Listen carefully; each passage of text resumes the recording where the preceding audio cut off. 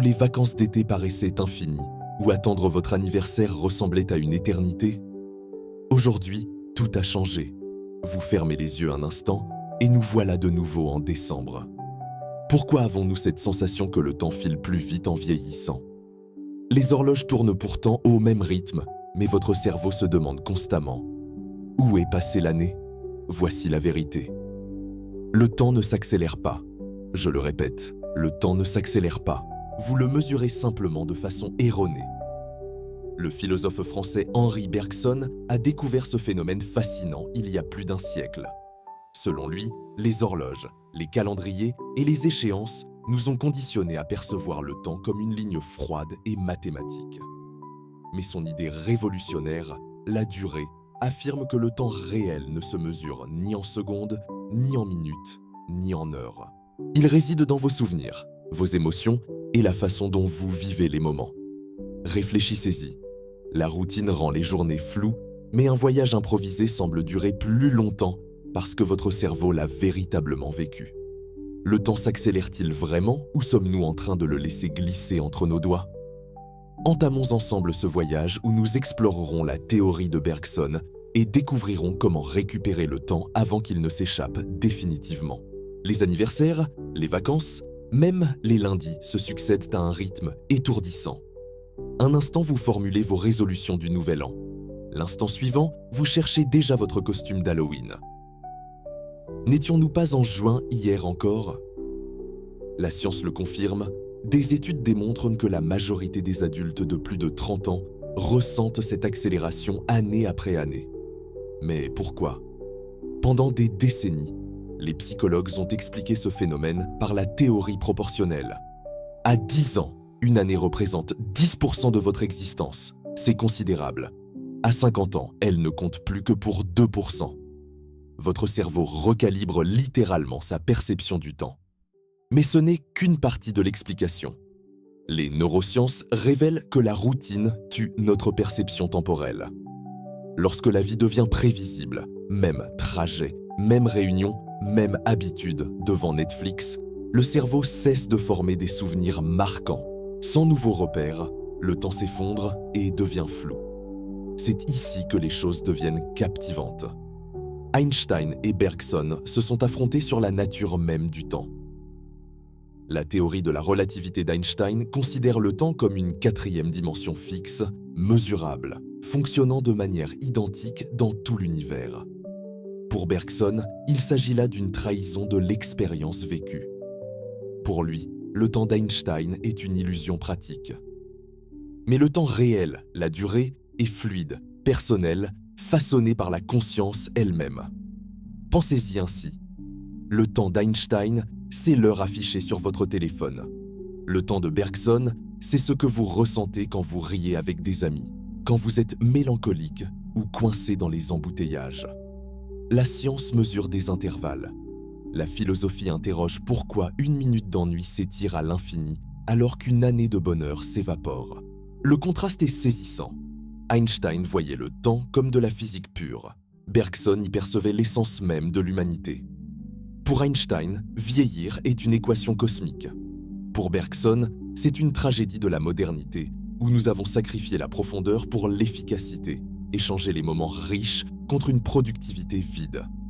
Nous avons laissé les horloges dicter notre valeur, réduisant notre perception du temps à des tâches qui ne nous inspirent même pas. Alors, le temps accélère-t-il vraiment ou nous engourdissons-nous dans son flux? La réponse se trouve dans la rébellion de Bergson contre la tyrannie du tic-tac. Imaginez deux versions distinctes du temps. D'abord, le temps de l'horloge. Froid, uniforme, implacable. Celui que vous consultez sur votre téléphone, découpé en secondes, minutes, heures. Ensuite, le temps vécu. Élastique, imprévisible.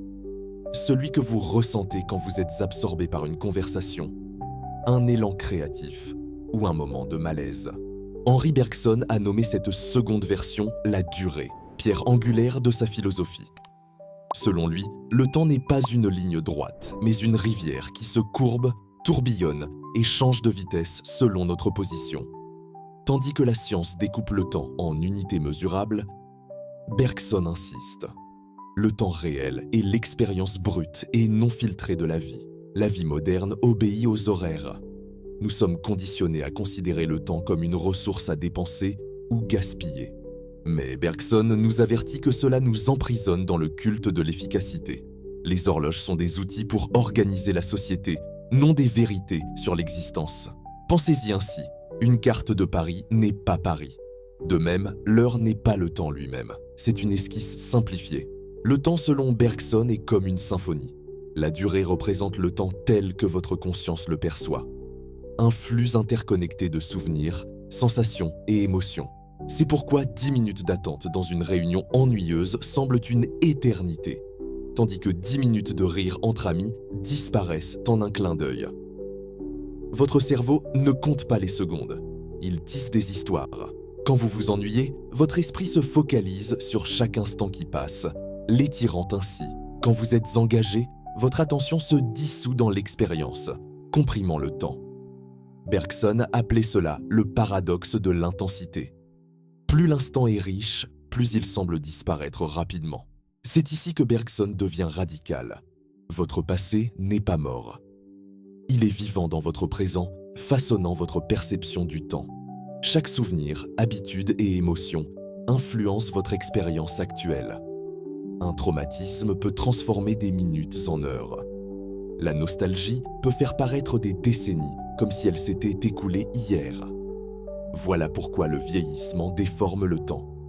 En avançant en âge, votre cerveau connaît moins de premières fois.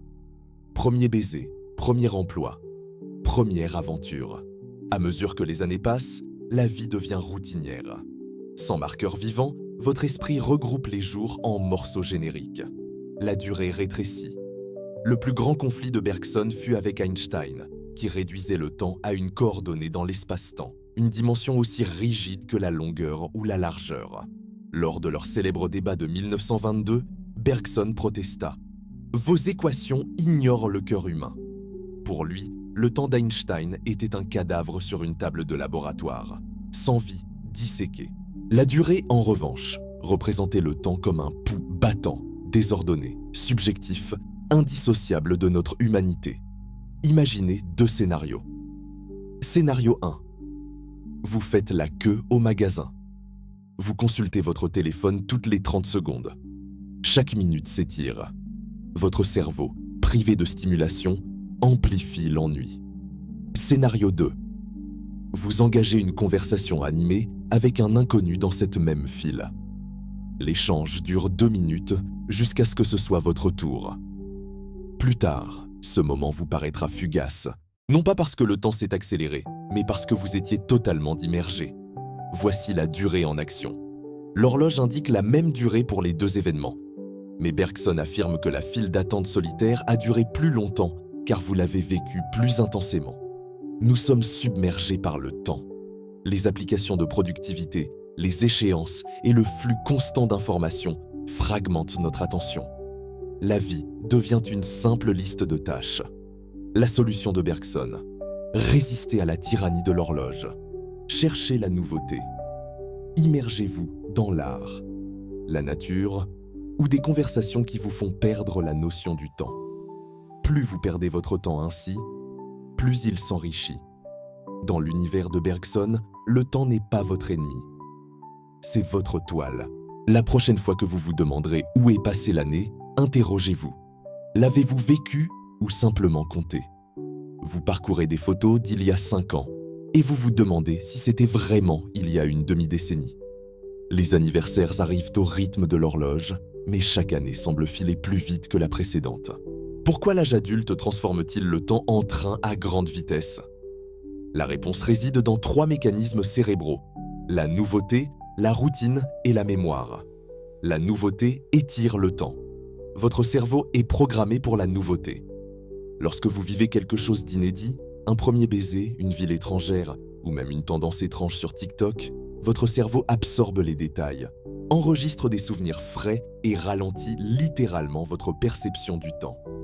Une étude scientifique de 2016 a démontré que les participants exposés à une musique inconnue ont perçu sa durée comme étant 20% plus longue que celle d'une musique répétitive. Pourquoi? La nouveauté stimule l'hippocampe, l'usine à souvenirs du cerveau, le forçant à travailler davantage. Plus d'efforts mentaux signifie plus de souvenirs enregistrés et donc un temps qui semble s'étirer. Le secret de l'enfance? Tout est une première fois. Faire du vélo, goûter une glace, même perdre une dent. Mais à l'âge adulte, nous automatisons la vie. Nous suivons la même route, mangeons les mêmes repas, regardons les mêmes émissions. Sans nouveauté, l'hippocampe se repose et le temps se contracte. La routine est le voleur silencieux du temps. Quand vous répétez des tâches comme vous rendre au travail, scroller sur les réseaux ou faire vos courses, votre cerveau passe en pilote automatique. Les ganglions de la base, cette région cérébrale des habitudes, prennent le relais et minimisent les efforts. L'efficacité est bénéfique, mais la perception du temps disparaît. Exemple, le premier jour d'un nouveau travail semble interminable. Nouveau visage, nouveau processus, nouvel emploi du temps. Le 100e jour, vous êtes un zombie. Même bureau, même collègue, même horaire. La semaine s'effondre en une seule image mentale floue. Le paradoxe, la routine économise de l'énergie mais vole des moments. La durée de Bergson se dissipe quand la vie devient prévisible. L'horloge d'Einstein tourne, mais votre temps vécu, la texture émotionnelle de l'existence, se réduit à presque rien. C'est ici que tout bascule. Vous ne percevez pas le temps qui passe, vous le reconstruisez plus tard. Lorsque vous regardez en arrière, votre cerveau ne repasse pas chaque seconde. Il ne retient que les moments forts. Moins de moments forts signifie moins de repères mentaux, donc moins de temps perçu. Le test des vacances. Une semaine à Tokyo, avec sa cuisine de rue, ses temples, ses trains manqués, crée une sensation d'expansion dans la mémoire. Une semaine de travail routinier se résume à un simple point. Pourtant, les deux ont duré 168 heures. Mais Tokyo l'emporte car la nouveauté a forcé votre cerveau à enregistrer davantage de souvenirs. Le vieillissement est cruel. En avançant en âge, nous accumulons moins de premières fois. Le mariage, le permis, le premier emploi sont des étapes importantes, mais elles n'ont pas la richesse d'expérience de l'enfance. Le cerveau regroupe les années en grandes catégories. Résultat, les décennies ressemblent à des chapitres, pas à des épopées. Ne laissez pas le temps s'aplatir. Ce n'est pas seulement une question de biologie, c'est une crise philosophique. Selon Bergson, l'obsession moderne pour l'efficacité étouffe la durée. Nous avons remplacé l'aventure par des algorithmes, la spontanéité par des horaires. Les horloges dominent, mais elles ne mesurent pas la vie. Elles mesurent les intervalles entre les obligations. La solution: injecter de la nouveauté. Prenez un autre chemin pour aller au travail. Essayez un passe-temps qui vous terrifie. Dansez sous la pluie. Ces moments réveillent à votre hippocampe, étirent la durée et redonnent au temps sa richesse. L'ultime ironie.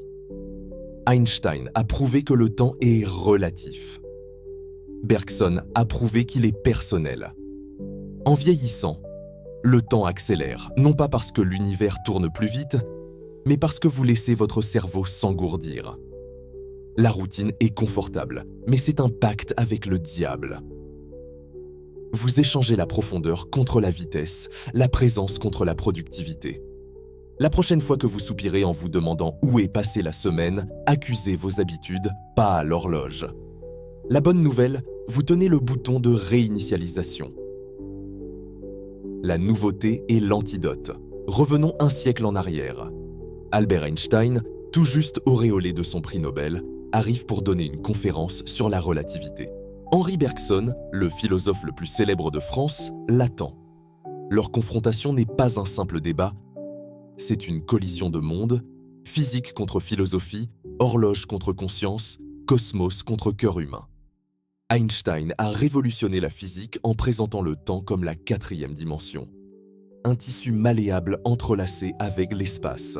Ces équations ont montré que le temps ralentit à proximité d'objets massifs ou à grande vitesse. Des jumeaux pourraient donc vieillir différemment si l'un d'eux voyageait dans l'espace. Pour Einstein, le temps est mathématique, impersonnel, relatif au mouvement de l'observateur. Ce sont les horloges, non les sentiments, qui le définissent. Bergson est d'accord, le temps est relatif, mais pas comme Einstein le prétend.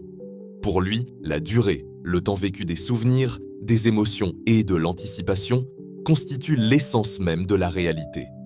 Les horloges, selon lui, sont des outils de commodité, non de vérité. Le temps d'Einstein est un fantôme, disait Bergson.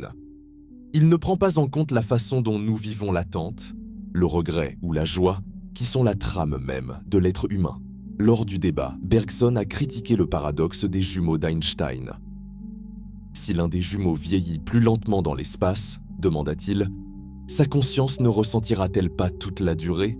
La réponse d'Einstein fut glaciale. Le temps des philosophes n'existe pas. Il n'y a qu'un temps psychologique, différent du temps du physicien. Qui a gagné? Les scientifiques se sont largement rangés du côté d'Einstein. Cependant, les philosophes et les artistes se sont ralliés à Bergson.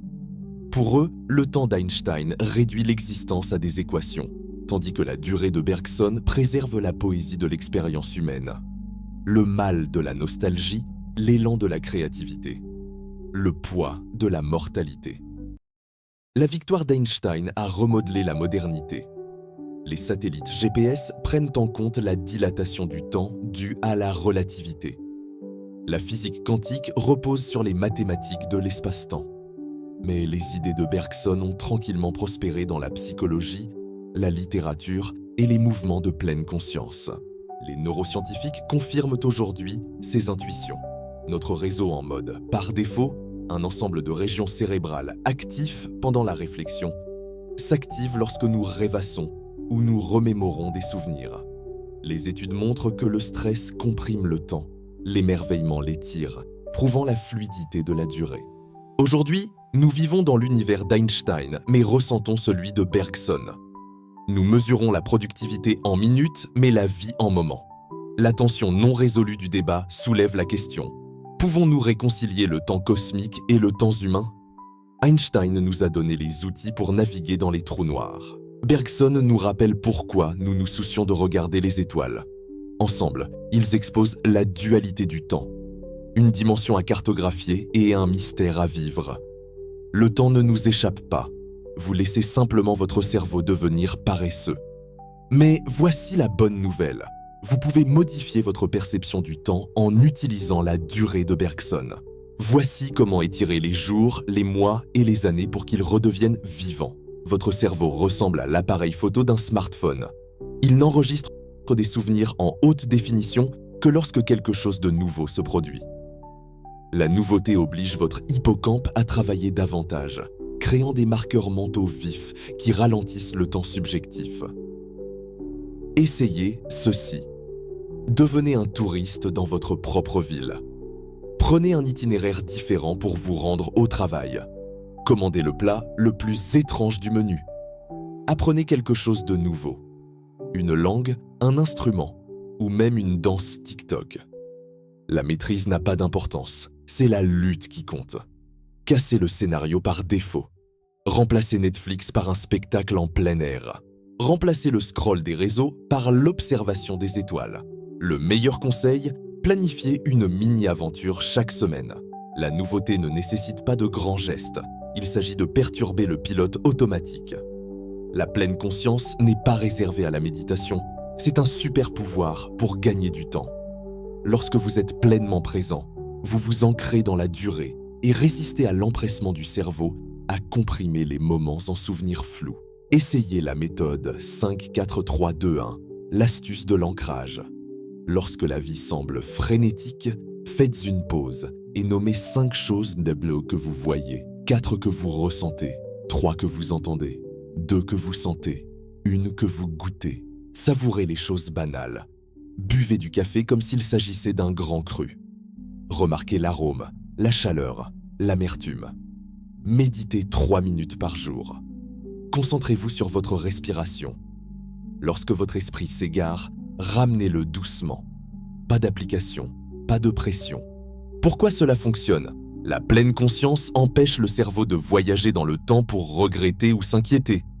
Cela vous oblige à vivre dans le tic-tac, pas seulement à compter les tic-tac. La prévisibilité est la kryptonite du temps. Perturbez vos automatismes et retrouvez la sensation d'une année qui vous appartient. Acceptez les micro-risques. Portez une tenue qui vous intimide. chantez dans un ascenseur. Posez une question audacieuse. Chaque jour, changez 3 petites choses. Votre petit déjeuner, votre playlist, votre trajet de retour. Ces petits chocs s'additionnent pour créer de grands changements de perception. Ne rien faire ralentit le temps, mais dans notre monde moderne, c'est un défi. Stimulation perpétuelle. TikTok, musique, notifications.